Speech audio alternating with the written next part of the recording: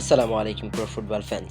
দর্শক, আপনারা সকলে জানেন 30 জনের একটা তালিকা প্রকাশ হয়েছে ব্যালন ডি'র রেসের, এবং সেখানে কিন্তু সবাইকে অবাক করে কিন্তু ফ্রান্স ফুটবল যে ঘোষণা দিয়েছে সেখানে কিন্তু রদ্রিগো গোয়েজকে রাখা হয়নি।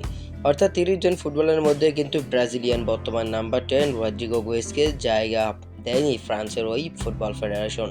মূলত তারা এই 30টা নাম প্রকাশ করেছেন, তারপর থেকে কিন্তু আলোচনা সমালোচনা যেন তুঙ্গে।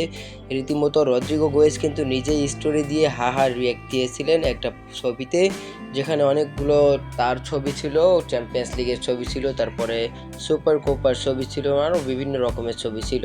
এরপরে কিন্তু নেইমার জুনিয়র নিজে একটা পোস্ট করেছেন, তার স্টোরিতে তিনি লিখেছেন যে রদ্রিগো গোয়েজ বর্তমান বিশ্বের সেরা 5জন খেলোয়াড়ের একজন, এবং রদ্রিগো এই ব্যালন ডি'র রেসের যোগ্য দাবিদার, তার সেরা 5-এর মধ্যে থাকা উচিত ছিল, কিন্তু তার নমিনেশন না পাওয়া সত্যি অনেক বিরক্তিকর। মূলত নেইমার জুনিয়র এরকম একটা পোস্ট করেছে তার নিজের ইনস্টাগ্রামের স্টোরিতে, এবং তারপর থেকে যেন এই সমালোচনাটা আরও বেশি করে হচ্ছে, কেননা নেইমার জুনিয়র অনেক অনেক বেশি ভালোবাসে রদ্রিগোকে, আর রদ্রিগো 30 জন ফুটবলারের লিস্টের ভিতরে নেই ব্যালন ডি'রের। এটা সত্যি অবাক হয়েছে।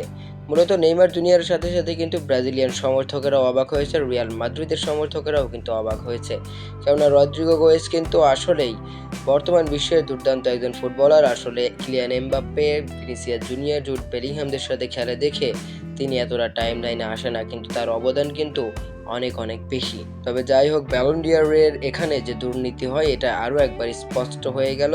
যদি দুর্নীতি নাই হতো তাহলে সেরা 30-এর মধ্যে তো রদ্রিগোর নামটা থাকা উচিত ছিল, যেখানে রিয়াল মাদ্রিদ থেকে Jude Bellingham, Carvajal, Vinicius Junior, Kylian Mbappe, Rudiger, Valverde এবং টনি ক্রুজের মতো 7 থেকে 8টা ফুটবলার কিন্তু রিয়াল মাদ্রিদ থেকে ব্যালন ডি'র রেসের তালিকায় রয়েছে, কিন্তু রদ্রিগো গোয়েজ কিন্তু এই তালিকায় নেই। এজন্য আরও সবাই একটু বেশি করেই অবাক হয়েছে।